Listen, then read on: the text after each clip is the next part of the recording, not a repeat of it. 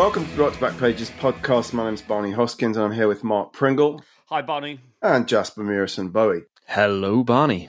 Joining us for this episode is Emmy Award-winning screenwriter, novelist, and former NME contributor David Quantick. Hello, David. Hi, how are you? Well, all the better for seeing you, as ever. Well, not seeing him, because he's actually just disappeared out of the shot. Sorry, I heard a buzzing noise and I turned off a speaker. Jolly good. Bless you for working with us. A little later, we'll talk about Teenage Fanclub and Marianne Faithfull and everything else that's new on Rock's Back Pages. But first, let's go back to the beginning of the Quantick story. How did you fall in love with pop music in the first place, David? Well, when I was a kid, I wasn't really a pop fan. We had a dance set from the neighbours that had a Val Doonican album. It had 7 little girls kissing and hugging in the back seat with Fred. It had Itsy Witsy Yellow Polka Dot Bikini, a couple of other singles, but it had 2 Goons albums. So my thing was comedy. I always listened to comedy records. I didn't really get the charts. We didn't watch Top of the Pops. But then punk happened at about the time I went into the 6th form. And I made a load of new friends, kids from other schools who were massively into punk and John Peel and things like that. And I wanted to hang around with them. So I started listening to their music. So I basically skipped 25 years of rock music and came in with punk. So, which was perfect for when I became a music journalist and I knew nothing about anything that had happened before 1976. And that was it, really. After that, everything. So I just became obsessed with music and have been ever since. What was your favourite punk group that you came in with? Oh, that's easy. That's Buzzcocks. I mean, I love the Sex Pistols, particularly the singles. But no, Buzzcocks, just because the songs are great, the guitars are great.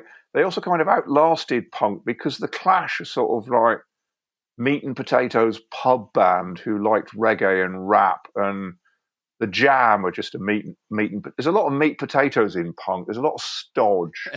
And yeah, the Buzzcocks were just fleet of foot and funny and sexually ambiguous, which is not what you could say about Sham 69.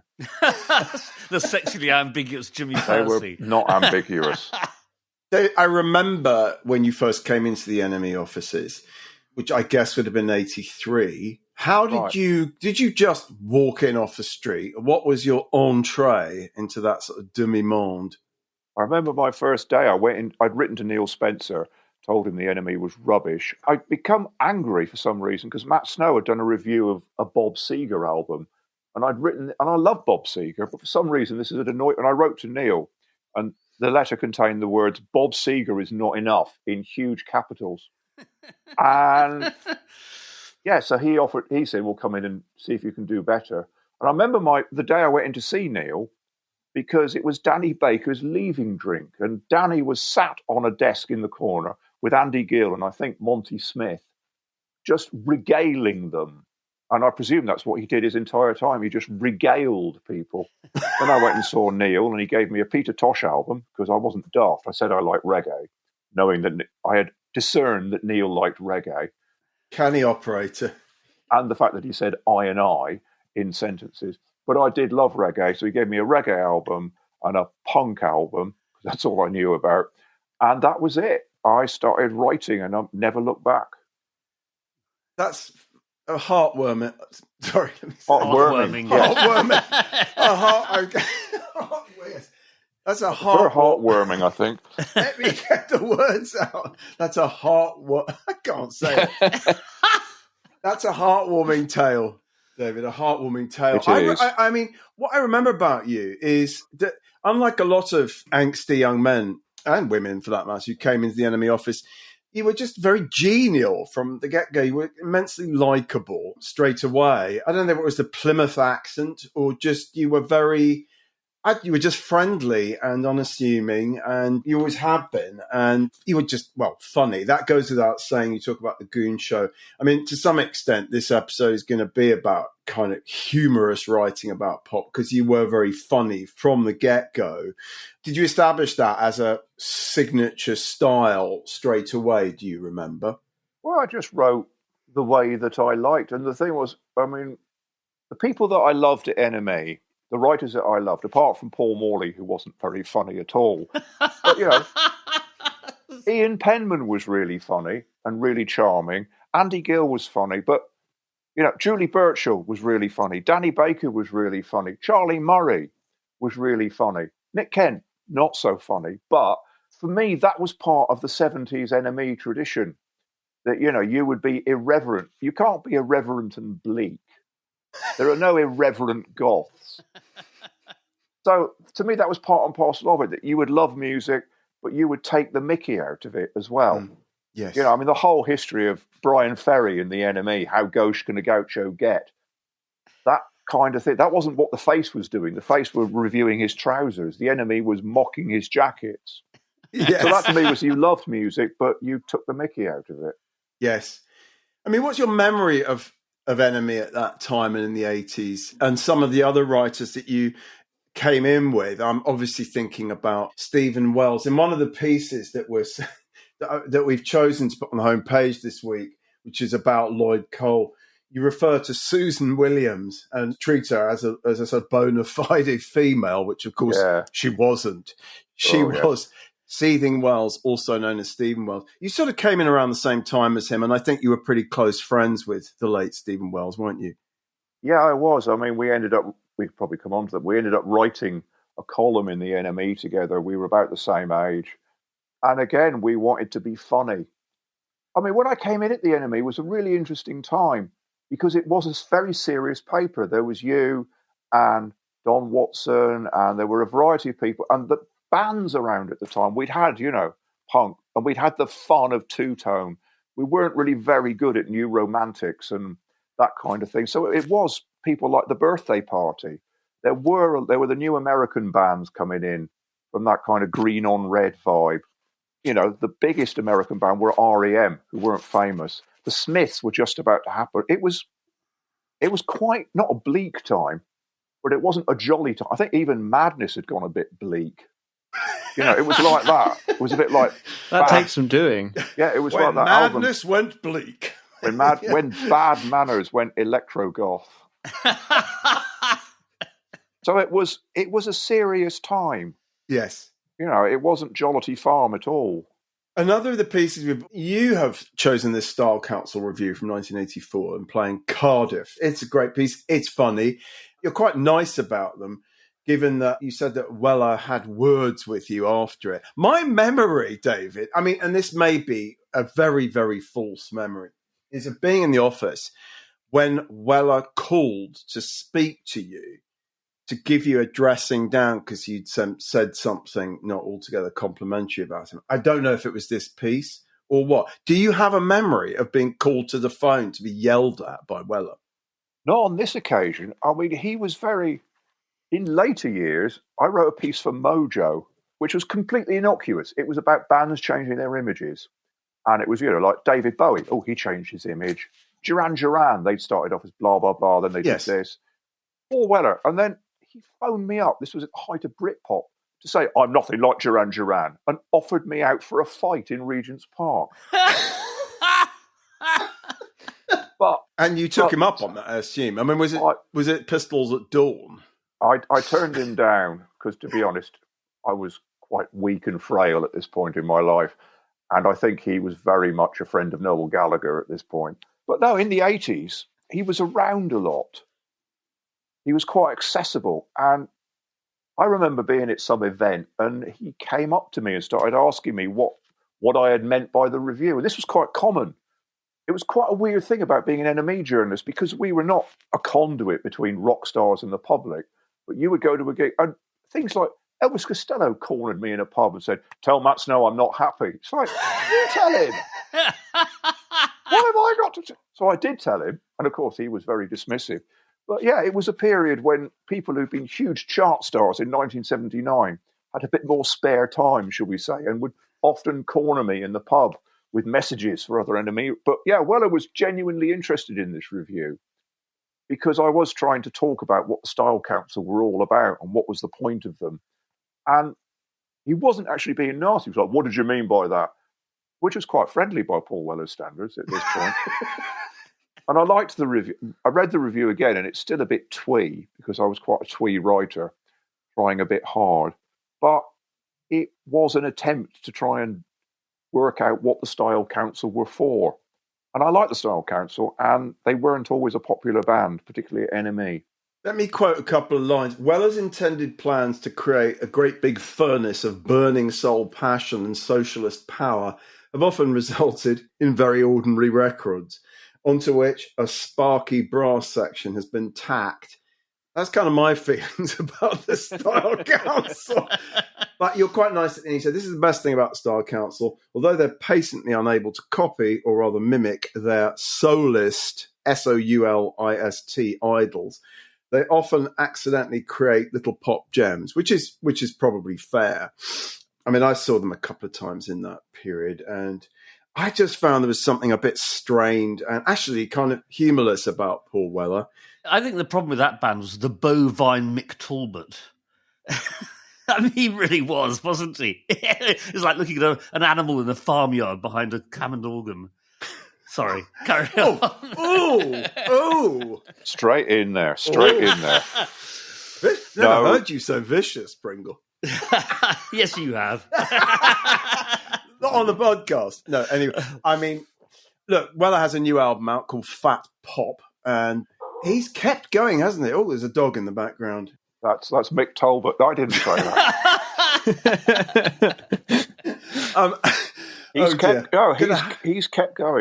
He has kept going. He's a real elder statesman, isn't he?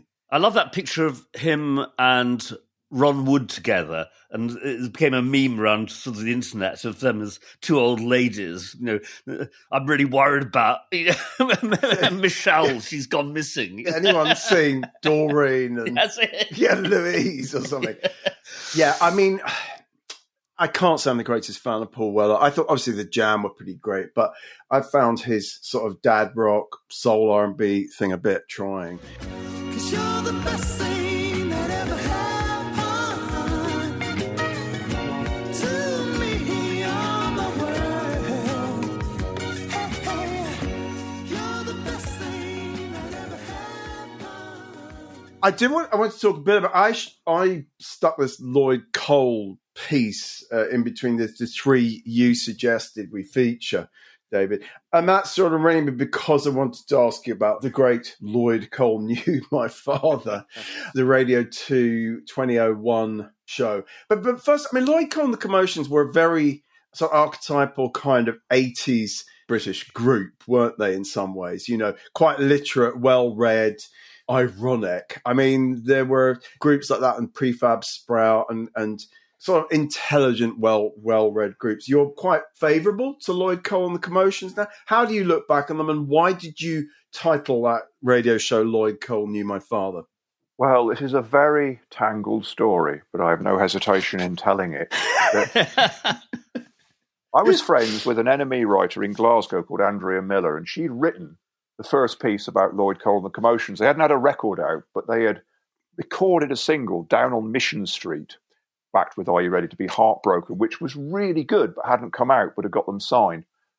And I was interested in this, and I really liked it. And then I suddenly remembered that I had been at college. I went to UCL and studied law with a kid called Lloyd, who played the guitar and had been very popular with the girls. And Lloyd had dropped out of law and gone to Scotland. And I suddenly realised that it was Lloyd Cole. And I hadn't known Lloyd very well at college because he was very cool and just talked to girls.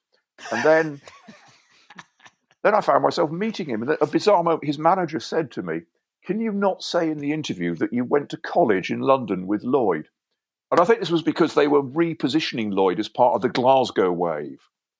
You know, this huge rush of Scottish pop that started with Orange Juice and Postcard and Aztec Camera. And while Lloyd was from Derbyshire, his band was Scottish and he did live in Scotland. So I went along with it because I liked the music. But yeah, and I'm still friends with Lloyd. I was talking to him today on Twitter. Oh. And, you know, the college connection and all that has been reinforced that we have mutual friends. But yeah, I loved his music. I think Perfect Skin is pretty good. That album, Rattlesnakes, I think Kath Carroll reviewed it in the NME and she said it was one of the records that everybody had that year. Like you had Parallel Lines in 1979 or the Specials album in 1980. In 1983, I think, or 4, everybody had Rattlesnakes. And he's still good. He's one of those people now, as a cottage industry, you know, he's about 60, makes an album every couple of years, if he can afford it, tours mostly acoustically, places like the Delaware Pavilion, because he can't necessarily afford a full band. But yeah, he's really good. And he's very funny and very dry, self-deprecating. I treat my friends far too well. I'm up on the pavement, and they're all down in the cell with their government grants. And my IQ, they brought me down to size. I can tell you the blues. Tell us about Lloyd Cole Knew My Father. I mean, this was your post-NME kind of incarnation, and you were writing for Q. You later wrote for The Word, and you got together with Stuart Maconie and Andrew Collins as a sort of a very funny trio of music writers. Yeah, well, Stuart thought that we should all do something together, because Andrew and Stuart had a show called Collins and Maconie's Hit Parade, and I did a radio column on it, and they were sort of around a lot. They were on telly and writing for Clive James. Stuart said we should do a show. Andrew had a great title, which was Lloyd Cole Knew My Father, which kind of really fit, as well as being a good pun. So we took the show to Edinburgh, and Steve Coogan said it was the best show at Edinburgh, though he may have said that to everybody. And we got a Radio 2 series out of it. And then it got really surreal because Lloyd Cole played the Bloomsbury Theatre, which was the UCL Theatre, bizarrely. Played there a couple times. It's a great place. Yeah, it's super. We supported Lloyd. We did a truncated version of the show, and it was completely surreal, if only because I got so nervous I drank a lot of beer, too much beer, and was not very good on my cues. And afterwards, Ricky Gervais came along because Ricky had also been at UCL at the same time as me and Lloyd.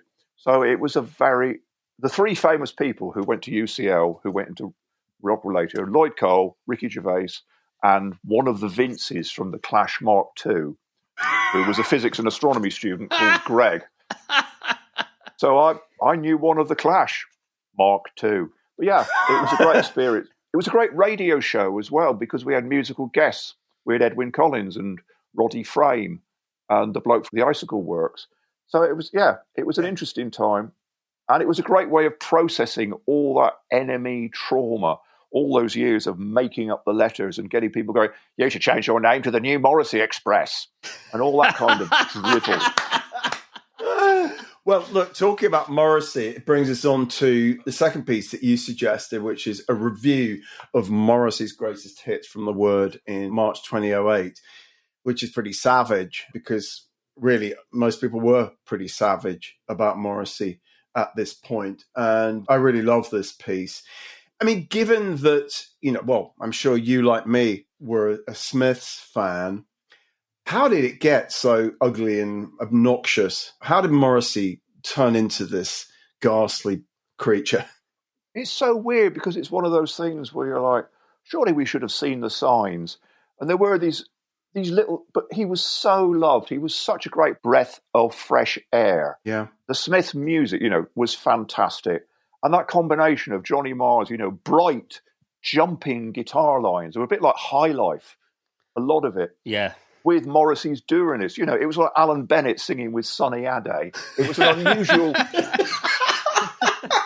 But the thing was, it wasn't. Did you write that in advance, or did that literally just trip off your tongue? I've been working on this one. I've had teams It's working. so I've just been handed a piece of paper saying, we've got it. It's Alan Bennett singing with King Sonny Ade. That'll do. It'll do for the podcast. I was once visiting a relative in hospital and she had depression. We were walking down the long central corridor of the hospital, which was empty except for a woman coming towards us. As she drew near, my relative said, "You see this woman coming down here? She's tried to commit suicide 3 times. Hello." But, it was different to other indie. Other indie was kind of doer and badly played. But Morrissey's white. People go, "Oh, he's just whining," but he's not. It's funny. It was a funny persona. And there were little bits in interviews. He would say reggae's vile, and we go, well, lots of people don't like reggae. He'd have it in for black pop stars. Well, it's not compulsory to like black music and so on. And it's sort of built up. And then, I don't know, my whole thing, I think, in that review, if it's not been cut, because some of it has been edited for legal reasons, was that Morrissey's identification with the outsider was an identification with himself. It wasn't a kind of compassionate thing where he felt for other people. He was very solipsistic. He was inside himself, and any feelings he had, it's like some people who like animals do so partly, I think, because they don't like people. Oh, controversy there. But no, the signs of Morrissey being a fucking shit were there, and we ignored them for several years, mostly for sales figures. And I was attempting in that review to sort of bring these things out, which to some extent I did. And now, my final comment on this is the things that I got sued for have been literally said by Lisa Simpson in an episode of The Simpsons about a month ago. Oh, which really? is just literally. Oh, yes, they got word. very angry, didn't they? They've gotten very angry. Morrissey's manager got extremely angry about this. It's very bizarre because regardless of what the Simpsons producers have said, it's very clearly a very open attack on Morrissey in person. And they've used language about Morrissey, which I would have thought was litigible, but that's a different story. But yeah, it's odd that Morrissey hasn't sued because he has literally sued everyone else in the world. Has he sued you? Oh, yes, he has sued me. Wow. What happened? What happened was that we were advised, it was The Word, he sued me and The Word magazine, and The Word's lawyer advised us that we should just take it.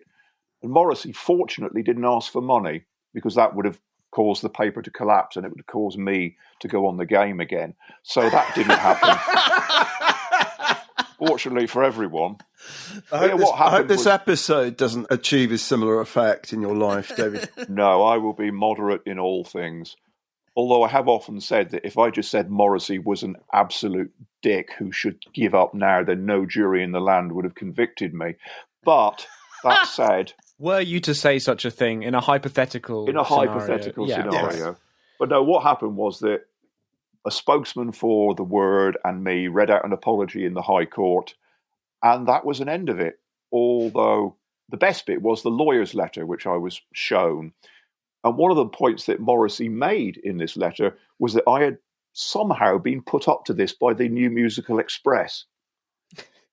Again, it was a bit like the early 80s, Elvis Costello coming up. People seemed to think that journalists who wrote for The Word were actually receiving sealed instructions from the NME. Have a go at Morrissey. Oh, no, I've been activated like a sleeper agent. Does anyone know if Morrissey sued the NME when Deli Fedeli produced that amazing takedown of him as an out-and-out racist around a time when he wrapped himself in the Union Jack at Reading Festival, I think? It was the Madstock Festival? It was the Madstock Festival. Right. Deli wrote this big piece about Morrissey, just basically, I think almost the first time anyone had explicitly said Morrissey is a racist in such direct terms. But yeah, I'm not quite sure. No, Morrissey didn't sue on that occasion, and I think that's because there were sort of two camps at the NME. A lot of the staff were against it, argued very strongly that Morrissey wasn't a racist, and so presumably it was couched in such a way as to basically, because Morrissey was a massive cash cow for the NME, not to be cynical. So it took a lot to turn against him. But yeah, that was the first time. Deli was the first one to speak up. And it's a brilliant piece, whether you agree with Deli or not. And of course I do. Yeah.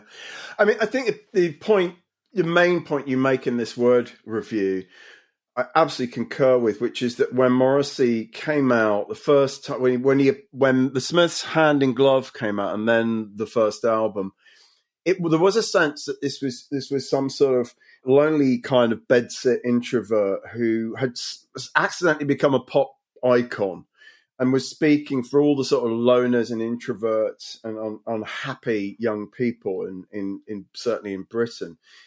And what you say at the end is that what vexes me most is that once Morrissey made music that talked about the underdog, the victim, and those in the minority, now he makes music that excludes those people. And as you say, just all the compassion and humour, everything that had made Morrissey great in 1983 and for most of the 80s was gone. Yeah. it's just the solipsism. The self-obsession sort of overwhelmed everything. And yeah, songs that made you feel, well, people younger than me, made you feel that you were part of something had gone. And now it was just this endless, bitter whinging about himself. Yeah. I think the last straw for me was when he insisted that Penguin dress his autobiography as a Penguin modern classic. Yeah. That was, that was it. Yeah. The last piece, David, is about another sort of villain, really. Well, for some, Simon Cowell. It mainly touched on Simon Cowell. So you call this piece "Pop Has Eaten Itself for the Very Last Time." Another thing you're obviously famous for in music journo circles is the phrase "pop will eat itself," which I loved at the time. A Grebo band, named themselves after your phrase, and you say in this piece for the Daily Telegraph in June 2011, you say, as the inventor of the phrase, a totally cool postmodern mantra that, had I copyrighted it, would be keeping me in Quentin Tarantino DVDs and Austin Powers soundtrack albums.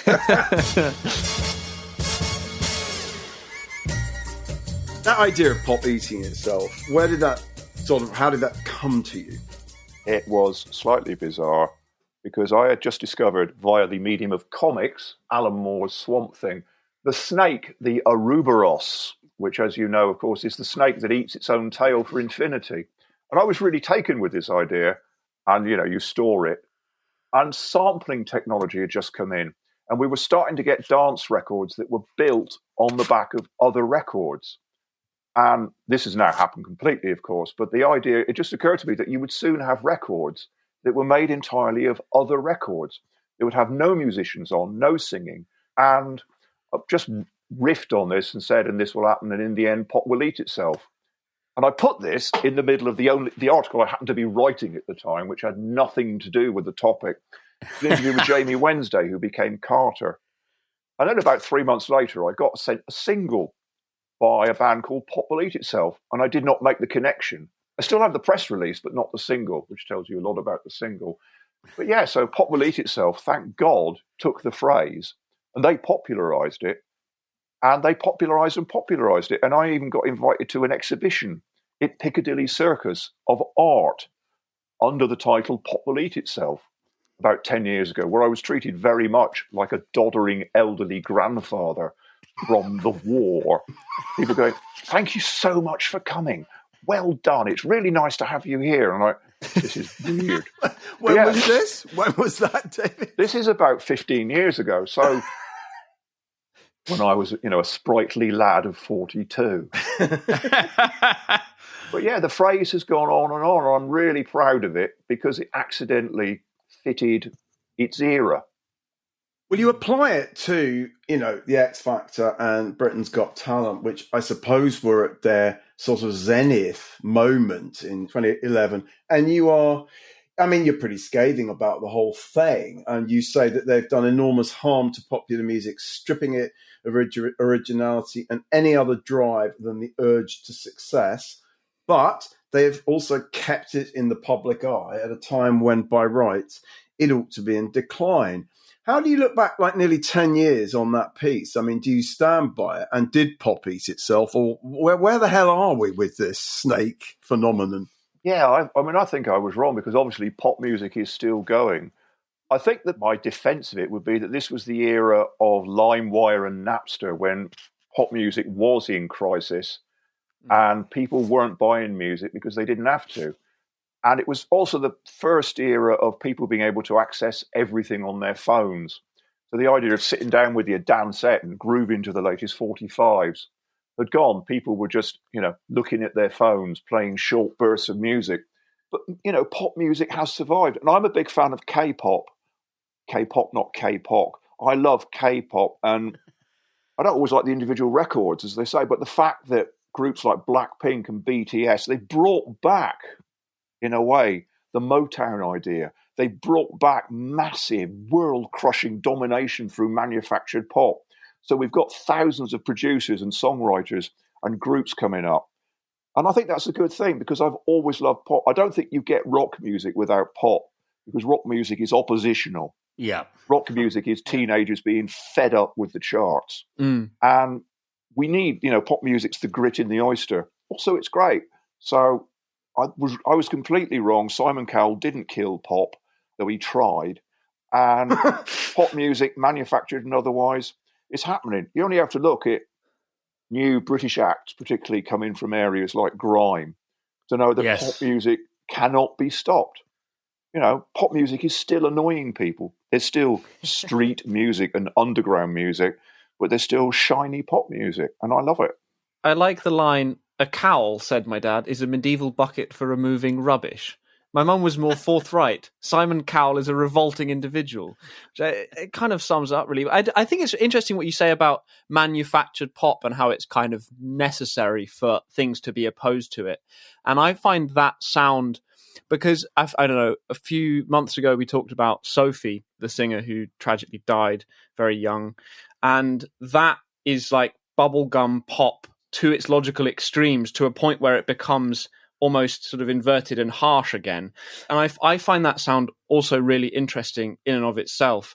So it's interesting to hear you say that you like K-pop and that kind of thing, because I think that is, now that it's possible to manufacture to an absolutely infinitesimal degree everything, you can control every single musical element so minutely, that I think that manufacturing is the 21st century in a way.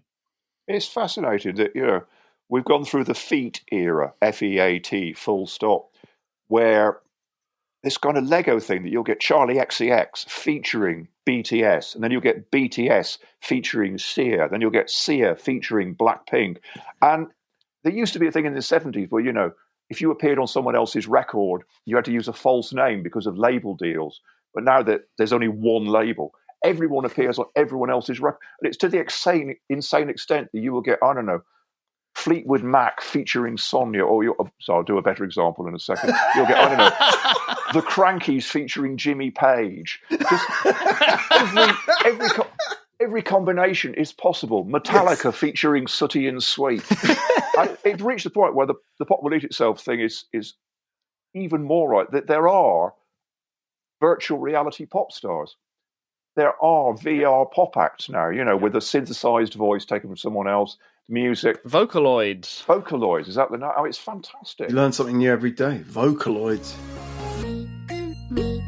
You can call me Mica, hair blue, tie hiding in your eyes, wide open secrets, anyone can find me. No music But, that will always create something that's anathema to me, which is someone in their bedroom with an acoustic guitar. The two will always circle each other, the yin and yang of rock and pop. Yeah, for sure. There's a current artist, Wilbur Soot, who is his sweeping young people's online life. And he is that man with an acoustic guitar, a frightfully middle-class English boy, strumming his songs with the name Wilbur Soot. Look him up. You'll be horrified. I can absolutely guarantee. Oh. But isn't that just 1964? Isn't that just the British blues boom of extremely nice young men, saying, woke up this morning, couldn't find my back issue of the Beano. No, exactly it's really not. It's the South Bank of a Saturday and the buskers you get, who you just want to punch in the face as they mutilate Hallelujah by Leonard Cohen. That's what it is. What's wrong with when I was a kid? The buskers just knew Michelle and Blowing in the Wind because they were the only two songs that had been written. David, you've already been very, very funny in this episode. Any listeners who are not aware of this, you have had an illustrious career as a writer for Chris Morris. You've written for Chris Morris and with Chris Morris, Harry Enfield, Mitchell and Webb, Harry Hill. And you were part of the team that won an Emmy for Veep, starring Julia Louis-Dreyfus. Wow. Yes. And as a Seinfeld fanatic, David, I have to ask whether you actually intersected with Lloyd-Dreyfus. I assume you must have met her. Oh, yeah. No, I went over. You had to do shifts in America. So it wasn't very glamorous. You'd end up, they always seem to film in hotels on Veep. the nature of the show. So you spent your life in drafty hotels in Baltimore. And yeah, I mean, I was overawed to meet her, but she was amazing. She was very hands-on. She'd work on scenes. And I have a story about an egg and her, which I could do, not briefly if you like. I'd been to the food table, and I'd taken a boiled egg for my lunch. But it wasn't a boiled egg, it was a raw egg. And I put it in my pocket for later. I went into my pocket to take out my glasses cleaning cloth, and I broke the egg in my pocket. You're probably wondering where this is going. So I had to rinse out my pocket in the toilet of this hotel, and I threw away my glasses cleaning cloth, as you do, because it was eggy. Later on the same day, for the first time, Julia Louis-Dreyfus came up to me to speak, and she said to me, and I'm not making this up, "Do you have a glasses cleaning cloth? I need to clean my glasses." And I could not bring myself to say no, because I had broken a raw egg in my pocket and had to throw it away. So I just said no in a weird voice, and she stared at me and walked away. You're wearing glasses, you don't have a cloth. You just don't want to give me the glasses cleaning cloth? Yeah, exactly. She naturally here? assumed that I was some kind of weird English guy who had issues. But the last time I saw her... Which is basically true. Yeah, I wasn't going to give anyone my glasses cleaning cloth. But I did get to go to the Emmys, and I think I actually gave her a hug at the Emmys because she'd won. She's broken all the records. She's won more Emmys than any Best Living Actress. And I think she'd just broken the record for the first time. So I gave her a hug at the Emmys. So that was nice. And that was a bit different from the NME. On the subject of awards, you have some very interesting stuff on your mantelpiece behind you. There seems to be a fair number of awards-type things lurking there. They're all for best review of Lloyd Cole and the Commotions. They are entirely just as the NME. Now, it's actually one of those, it's just a lot of charity shops in Hastings, and a lot of former pop stars have given away. Someone did say, what's the Manic Street Preachers living in Hastings? I said, I live in Hastings. And one of the Manics said, that's where all our roadies come from. Which gives you a good idea of what life is like in Hastings. I mean, you also wrote for The Thick of It, which, given that we're now living basically in the thick of it, yes. Yes. That must feel odd, because you've basically sort of predicted a bunch It's all of your stuff. fault, Quantick, that we're in this mess. It was interesting writing on The Thick of It, because I came in the final series, and I was just sort of parachuted in. And what Armando Iannucci did with that show was he just changed everything to reflect what was going on in politics. And at the time, it was the Coalition, if you remember that. Yeah. Exciting Farrago. So there was a whole new cast. Suddenly there were these people who were clearly meant to be the Lib Dems. I had no idea what was going on, so I just walk in and smile. So it was a bit like politics. You just smile at people and then hope that people liked your jokes. It was an exciting experience, but yeah, you just had to sort of flying by the seat of your pants, talking to people, going, so I'm the minister for this. Okay. It was quite frightening, but a lot of fun. The last thing we should mention before we go on to other stuff on RBP, which we want you to be part of, is your quiz book that's coming out later this year. I think it's called The Quite Difficult, very Quantick-esque title, The Quite Difficult Quiz Book. Now, I didn't know that this facet of your existence, David, that you're a sort of quiz master general. When did that start? Tell us about the book. Oh, gosh, it was sort of in the early 2000s. I just remember going to a quiz with a friend called Simon Barney, and the quiz was terrible. And just saying to him, we should do this. So we did a quiz together. And then I started doing quizzes on my own, and then did them at events and festivals and pubs. And I don't know, it's a lot more fun hosting a quiz than it is being in a quiz, because you can be rude to people. But again, it was a repository for trivia. You know, just all the stuff that builds up when you're a music journalist, and you just go, did you know that OMD had 2 songs called Joan of Arc? Did you know that Bob Dylan did a demo, blah, blah, blah? And it all builds up. And so you expand it to non-rock stuff. And then after 20 years, you've got enough for a book. I love the question that's in the press release, which is, how many Shirleys sang a Bond theme? I love that I one. think it's brilliant. And the answer is? 3. Brilliant. 3. Who are the other 2 apart from Bassey? Well, Manson, garbage, and the other one is Sheena Easton, is Sheena Shirley Easton. Oh, that's brilliant. God, I wonder if that's in the book. I better phone up the publishers. Stop the yeah. Don't go to print yet. And I was happy because I asked I've got a friend who's an absolute Bond fanatic. I mean, he flies to see the premieres and stuff, and he loves Bond. And I asked him the question, and he didn't get it. So that's a good sign. Well, the whole idea of the book was to be a book that you could read, because I once went to a quiz in a pub in Dartmouth, and it was questions like, what percentage of women are insured for driving? And it's like, who cares what the answer is? You know, it's like, I wanted to be the kind of quiz where if you didn't know the answer, it would be mildly interesting. Like, right, what was the first of it in 1967 and the last of it in 2003? And the first was with Tomorrow and the last was with Scanner. I phrased that appallingly badly. The first was in 1967 with Tomorrow and the last in 2003 with Scanner. I'm baffled. You've lost both of us. I've no idea what you're talking I like it, about. but I haven't got a clue what you're talking about. Right, the answer is John Peel session. Right. Should have guessed that. But yeah, so I would also just try and do things that weren't other quizzes. Like one of my favourite rounds was Martin Amis character or Blur song. You can pretty much fill those in yourself. Okay. Well, fantastic. So it's called, am I right in saying it's the quite difficult quiz Quantick's, book? It's all cues. Quantick's Quite Difficult Quiz Book. Available from somebody, somewhere, sometime. I think October it comes out. It's going to be the brilliant. perfect Christmas present for Perfect all Christmas gift. bitter, disenchanted former readers of the Enemy, isn't it? Which is up to 300 people, I think. Roughly in the Hastings area. Roughly in the Hastings area. We're going to just move on to. Look, thanks for talking so much about your crew. Just a delight to have. It's been very real being here. I hope you will stick around and just jump in, interrupt if you think you've got something more interesting to say than any of the rest of us, which may be the case. Teenage Fanclub have a new album out this week, so we thought we'd make them the featured artist. The album's called Endless Arcade. I love Teenage Fanclub. I joined Teenage Fanclub. I won't hear a word against them. Whatever but anybody else says about them on this podcast or anywhere else, I will ask you, Mr. Quantick, whether you have any strong feelings about the Fannies at all. Yeah, I have heard this album, and it's one of their better ones. It's one of their best ones, I think. I love Teenage Fanclub.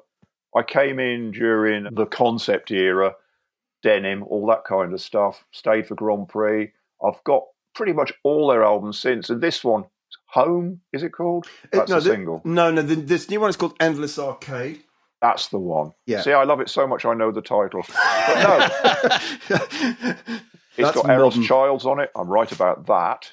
It's brilliant. It's just slightly woody melodies, and I love it when they get going and just start playing the guitar. And they're probably still playing that song somewhere at the moment, but no, they're fantastic. It's one of those bands who just never go bad. So for those of us not in the know, someone give us a quick rundown about what Teenage Fanclub are all about. You could say they're a rather outmoded group in this day and age. They are a guitar band, and guitar bands are almost like outlawed now. You can't really be a guitar band anymore, but they're going to just keep plowing that furrow. I love them from the word go, really. The single that I remember, Everything Flows, which was the first single I recall, and then Bandwagon-esque, I still think is a pretty fantastic record. Grand Prix. They are, for anyone who ever loved like the Byrds, the Beatles, and particularly Big Star, Alex Chilton in his sort of heyday, you can't not really love vintage Teenage Fanclub. I think they wrote great fucking melodies and beautiful guitar riffs. I think that's precisely why I don't like Teenage Fanclub, is because I loved Big Star and I don't want to hear iterations of that sort of music. Get it. See, I hate Big Star, so I like... It's like someone who likes the Monkees and hates the Beatles. Yeah, it's like people who like Japan and hate Roxy music. A Big Star are just... I was so disappointed because they've been so built up to me. Really? And Teenage Fanclub, I just thought, this is great. If this is Big Star, I prefer it. I don't know how anyone could love Teenage Fanclub and not love Back of a Car by Big Star. But there we go. We'll have to have we'll have to talk about this. One some of other life's time. great quandaries. I think it is. For me, it would be. It's a new quandary to me, but I'm gonna have to think about it. That can be the next book, David. Quantick's Quandaries. Quantick's Quandaries. I like it. Why Big Star of Crap? We've got 3 Teenage Fanclub pieces. One by John Robin Sounds before they've even released the first single, I think. One by Cliff Jones in Melody Maker, which is very muso. It's all about valves and Neve desks, valve amplifiers, and Gibson gold top Les Pauls. It's about their sound, and I'm sure Mark would find it very sort of retromaniac. But fuck it. He likes them and I like them. The last piece I really love, which is former podcast guest Jude Rogers, writing in 2016. I think it's when their previous album came out. It's a very sort of melancholic piece about them growing older and her sort of growing older with them. You know, that Teenage Fanclub are a group that you kind of check in with at every stage of your life. She defines their sound very well, I think. She says, it's mid-paced guitar pop taken somewhere divine. It has wide-eyed, wonder-seeking melodies, lyrics that roll in bliss or bruise with their tenderness, and pitch-perfect West Coast influence harmonies from its 3 singer-songwriters. I think that puts it really beautifully. I mean, you either respond or you don't, but I think they are 3 great singer-songwriters in one group, although I believe Jerry Love has now left Teenage Fanclub. Have you followed them through each record, David? In the sense that I will get the record, play it for a bit and put it to one side. So, which is one of the tragedies of being a music journalist, that you get sent links to things and downloads and play it a bit. But I always check in, and I honestly think that this particular album, whatever it's called, Endless Arcade, I think it is a special one. Well, I mean, one of my things is that there are bands who have really long careers and they suffer from the thing that everyone goes, this has to be the album. This one is great. Whereas in the end, when you look back at someone like Bob Dylan, there might be 9 average ones in a row and then a classic. But when you add it all together, when you do your greatest hits, there's brilliant stuff. And I think Teenage Fanclub certainly are way above the average. And yeah, they're just a sound as well. Yeah. Well, we put together a playlist actually on Spotify of 30 great Teenage Fanclub tracks. So anyone who needs to be convinced or convinced that they're shit. I must point out that we didn't put this playlist together. Is that you the royal did, Barney. we? It's the royal we. You really don't put like this together. I didn't see any point in consulting my colleagues. Right. Okay, look, so there we go. The Fannies, God bless them, and all who sail in them.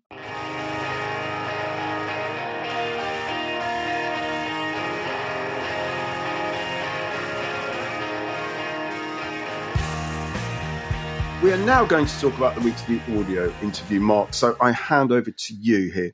Yeah, well, this is the always fabulous Marianne Faithfull being interviewed by Adam Sweeting in July 1998 in Salzburg, where she's performing at the Salzburg Festival, the Brecht Weil's 7 Deadly Sins and other things.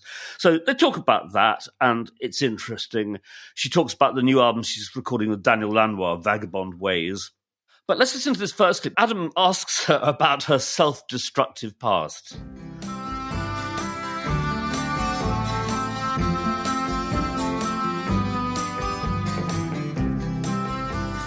Do you think of yourself as a self-destructive person? Not at all. You don't seem to be. Alas, I am a natural-born fucking winner.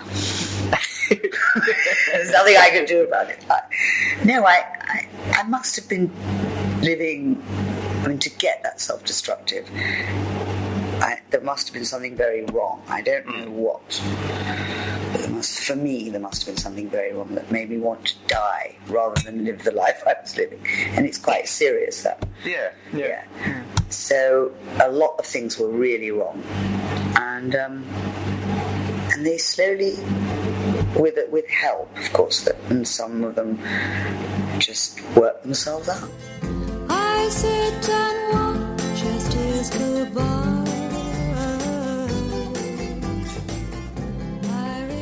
I love listening to her talk about herself. I mean, and she will happily talk about herself for hours to anyone who asks a question, you know. She's very funny, she's very dry, But, there's a sort of honesty which is also bullshit. There's a certain amount of showing off involved in her honesty, I sort of suspect. But it's good stuff. Again, she will always talk about her past. She talks about being discovered by Andrew Loog Oldham, about her beauty. Yes, I was a very pretty girl. A very pretty girl with magnificent Is this like breasts. the Quentin Crisp tribute band? I was very beautiful. People fawned over me wherever I went. I was once given an iguana. Next clip we're going to listen to, she talks about David Dalton writing her sort of, inverted commas, autobiography. Let's have a listen to this.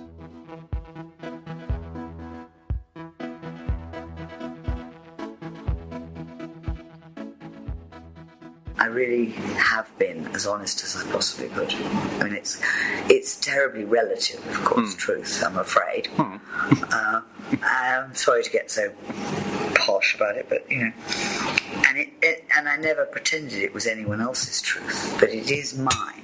And it wasn't easy, because a lot of the things I told David, he didn't believe me. And then they would be confirmed like months later he would ask someone else, and what I told him, he did a lot of checking. Yeah. And he kept saying to me, I think you should really take Pentothal, and we should, what? The truth drug. Yeah. Because he didn't believe me, and he had a lot of, like everybody comes to I mean, not everybody, but David did come to me with certain mythology of his own. Yeah. Which was particularly malevolent and untrue.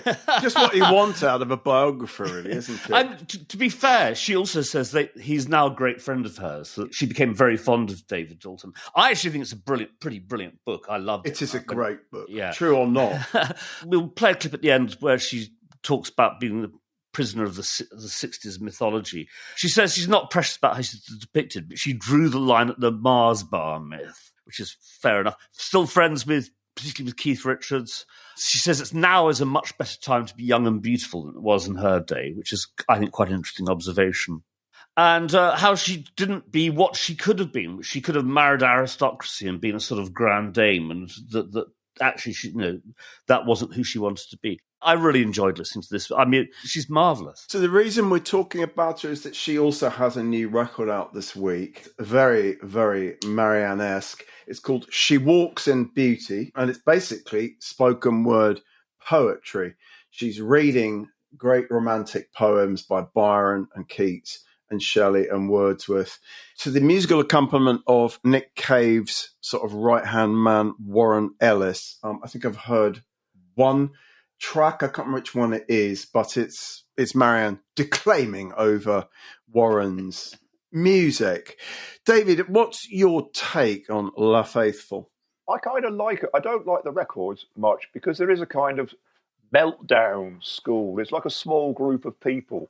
Warren Ellis, Nick Cave to some extent. It's like Marianne Faithfull, Tom Waits. It's sort of what Kingsley Amis used to call in different contexts, pots and pans music. All these people who turn up with Patti Smith on the stage at the South Bank with their pots and pans, bang their way through some old Captain Beefheart songs. And I'm being excessive. I mean, I think Marianne Faithfull is so cool. I do like a lot of the stuff. And I also will be grateful to her because I once had to do a radio show where I had to read a comedy piece. And she was one of the guests. And I suddenly realised I was going to do a joke about the Rolling Stones. And I was sat next to Marianne. It was like being in a speeding car. And I did the joke, which was that the Rolling Stones have been going for so long that they are kind of travelling jail. And she laughed. And I just thought, well, that's fine. If she's going to laugh at that. So I think, I wish she would try something different. I understand that now is probably not the stage to the career to do that collaboration with Blackpink. But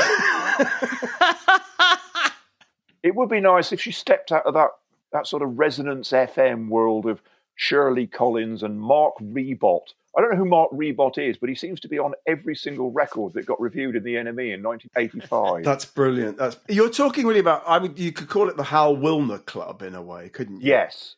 All of those people have done things with the late Wal Hilmer. I was going to say Wal Hilmer. Val Kilmer. Don't get him well today. heartwarming story of Val Kilmer.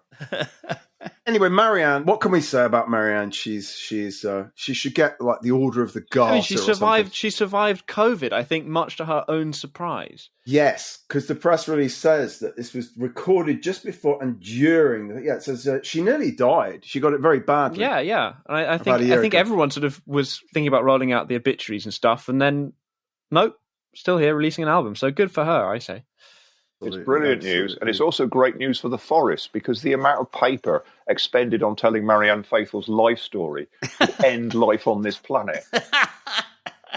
Especially in the same months as Prince Philip. I think that you're right. It would have been terminal, really, wouldn't it?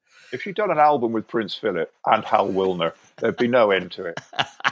We need to wrap up fairly soon, but just to mention that news, very sad news came in last night. I mean, you mentioned the birthday party at the very beginning of this episode, David, and this awful news came in that Anita Lane had died in Australia. And as any Nick Cave fan, birthday party fan will know, Anita was a sort of muse to Nick and a kind of honorary member almost of the birthday party. And I knew her pretty well, so I feel very sad that she's gone. But she was a really important and inspiring figure for Nick, a true kind of bohemian. I mean, did you ever meet Anita back in those days, David? I didn't. They weren't really my lot, but it is awful news. And, thoughts with Nick Cave and family and friends at this point. I mean, all I knew of her was that she was a very private person. She never turned up in the various feasts of Nick Cave press and stuff like that. Sure. Well, we'll say bye to Anita at this point, and I'm going to hand over to you, Mark, to talk us through your highlights from the last couple of weeks. Yeah, last week was really all about live reviews. We got Penny Valentine, Disc Music Echo, May 1967, reviewing Jimi Hendrix's Experience and Garnet Mim's Savile Theatre. She says, if you could see electricity, it would look like Jimi Hendrix. At London Savile Theatre on Sunday, Hendrix proved, if proof were needed, that there is no other explosive force on British pop scene today to match him. His resplendent figure, tall, snake-like, in scarlet velvet suit and frilled shirt. His hair like a black halo round his head, his guitar like another limb to be used with his body. Which I think is a pretty sensational description of Jimi Hendrix live in 1967. Allman Brothers Band, Winterland, San Francisco. Philip Elwood, the San Francisco Examiner in October 1971. Dwayne's shimmering solos wail out over the churning ensemble like a fire siren. Dwayne died a month after that review. Oh, really? Was published, yeah. And lastly, from last week, Giovanni Dodoma for Record Mirror reviewing Bob Marley and the Wailers at Lyceum in London in July 1975, which is the famous Bob Marley live albums recorded at that show. And he says, the poignant No Woman, No Cry stood its ground against such cocksure stalwarts as Kinky Reggae and Get Up, Stand Up, and even the melodic Stir It Up proved a lot earthier than it's ever sounded on record. And of course, No Woman, No Cry was released as a single from that live album and was the big breakthrough hit for Bob Marley. So I'm interested that he spotted that particular song in that.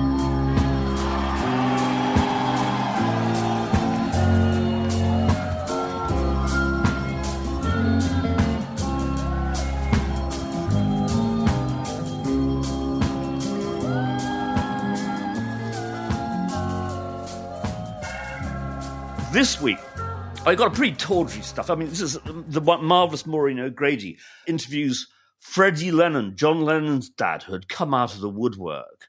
He even made his own record. He said, it's no gimmick. The words of my song came naturally and sincerely, and that proves it. It's, I didn't even know that John Lennon's dad made a record. Well, he's now an artist on Rock's Back Pages Week. I actually managed to find the picture sleeve of his single. Wow. Isn't it cool? Something like that's the story of my life, and it's also it's supposed to have the same tune as a later Lennon classic by possible coincidence. Gosh. Philip Elwood, again, sees Led Zeppelin at Fillmore West in 1969. Having really praised their first shows in San Francisco earlier that year, he really turns against this band. He says, vocalist Plant has apparently decided to go the grunt, squirm, innuendo route, which made The Doors' Jim Morrison an infamous, egocentric, theatrical bore, which is... Yeah. As opposed to early Led Zeppelin when it was just Yes. feminist poetry. Seismic shift between Led Zeppelin 1 and Led Zeppelin 2.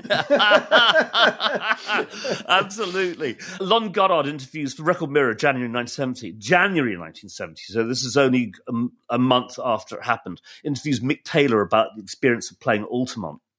And Mick Taylor, obviously, for those who don't know, the Rolling Stones lead guitar player. He says, after about 5 numbers, there seemed to be fights breaking out everywhere. I don't know who was starting them. It's very interesting because in this interview, you get the sense that he's at one side of the stage and he really has no idea of what's going on at all. It's just chaos.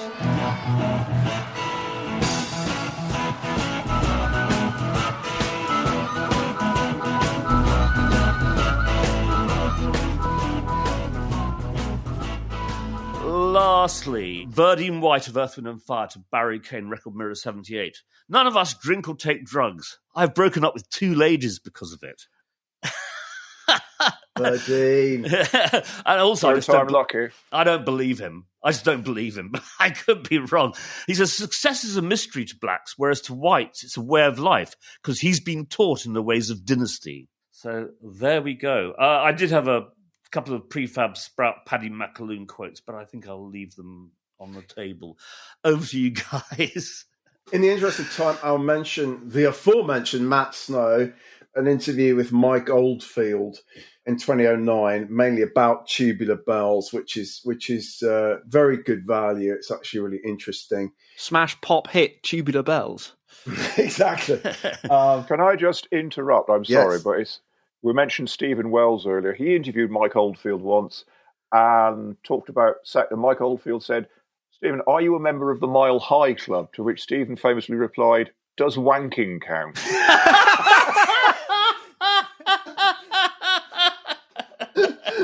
To which Oldfield's answer was... Have you heard Hergest Rich? Oh, I don't know. Oh, that's hysterical. That's brilliant.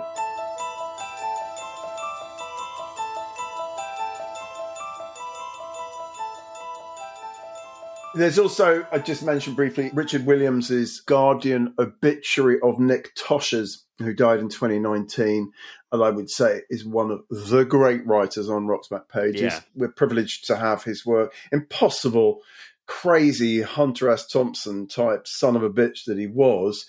He wrote like a dream, and you can read his stuff on RBP. I mean, he's particularly fantastic. I mean, he was sort of Boswell to Jerry Lee Lewis for a while, which is fairly extraordinary. And yeah, I couldn't agree more, Barney. I just adore reading his stuff. And Richard mentions how he came to London. There was like the William Hill sort of sports book award or something, and his Sonny Liston book was up for that. Maybe even won it. I can't remember, but he managed to get into a fight with somebody who was praising the book or whatever was going on, and was essentially escorted out of the building and poured into a taxi. So he liked to drink, didn't he? He liked to drink, did old Nick Toshers? He did like a drink. Man after my own heart.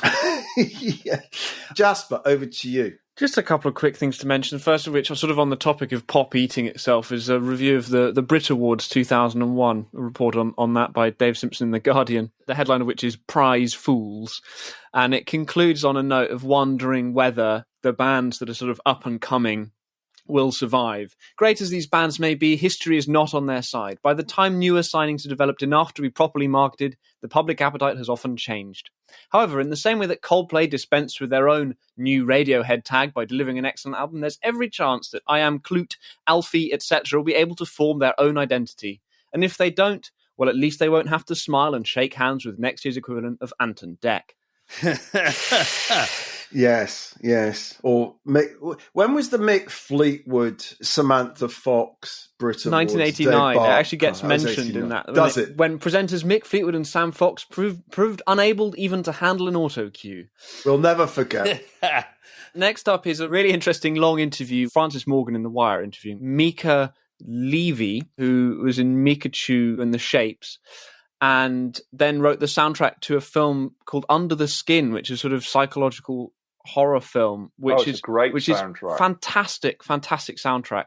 And she talked really interestingly about scoring, about the process of writing that, and just her approach to music in general. So that's just well worth a read. And it's, if you haven't seen the film as well, the soundtrack to it is phenomenal. That's the film based on Michel Faber's novel, isn't it? I think. Yes. Am I right? That's right. Quite a different adaptation. Both are great, though the novel is absolutely terrifying. We're hoping to get Michel on the podcast. We actually got some music writing by Michel on, because he wrote a piece about the Boys Next Door, David, before they incarnated into the Birthday Party. So he's Australian. We're delighted to have those things on Rock's back pages. And he's writing a book about music at the moment. So when he's done that and it comes out, we'll have him on the podcast too. It should be great. Wow, that'd be great. I also love Mica talks about working with the London Sinfonietta on an album and trying to take them out of their comfort zone. There was one bit that we'd printed out some MF Doom lyrics and we asked them to play the lyrics as you would read them. So I had to explain who that was. All the players were great, but you had to win them over. If you say to them, just improvise and feel it, they're going to be like, you obviously don't know what you're doing. So you've got to set the limitations, set the variables, and work like that. She's very articulate, very interesting about all things music. And lastly, I want to mention Jeff Tamarkin interviews Kamasi Washington, who's an American jazz musician who I rather like. And I've seen him a couple of times, and he always plays, or usually he plays with his dad as part of the band, and there's always a sort of featured solo for his dad, who's also a saxophonist, which is really sweet. And he talks about that in this interview. When we were kids, my dad made a decision not to be a touring musician, to stay at home and be there for us, Kamasi says. I'd see him playing around the house and around town, and I always wished he played more. When the Epic came out, I had my first tour coming up, and he said, "You need another saxophone player?" I was like, yeah, it's something that I've always wanted for him, and he jumped on, which I just think is very heartwarming, very lovely. And it's a nice thing to see their on-stage dynamic. It's just really nice. He's a good player too. Terrific. It's another heartwarming story. Like a trip to the vets.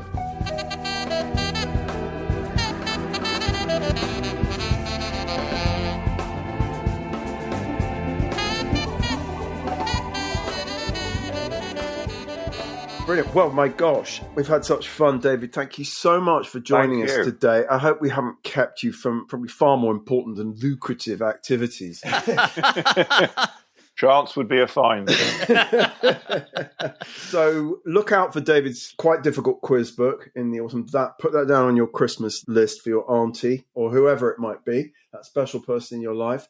And that's it. We'll be back next week with a special episode to mark 100 episodes of our podcast. So it'll be just Mark, Jasper and myself next week. We don't even know what the hell we're going to be doing without a guest. So it could just be a complete car crash. Tune in just to see what the hell we do. It'll be shorter. It might be shorter.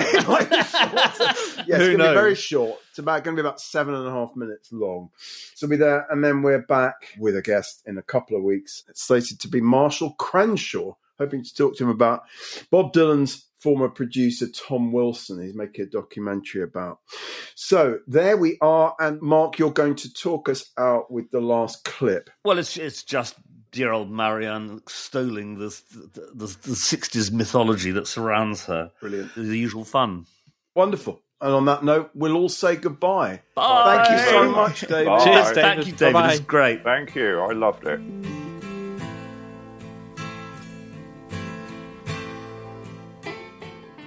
Do you worry to some extent that you became a prisoner of the whole 60s thing? I'm sure anyone who lived through it in the limelight sort of did in a way. Especially me. Yes. Especially me. Yes, I did. It was not really my scene. Yeah. It wasn't. I can't really blame anyone. But I was too young to really know what was going on at first and what I was doing. And at the same time, I'm really glad I was there. I mean, it's all turned out okay. Phenomenal thing to have gone. And they're still all friends of mine, Mick and Keith and Bob, and they love me. So and I love them.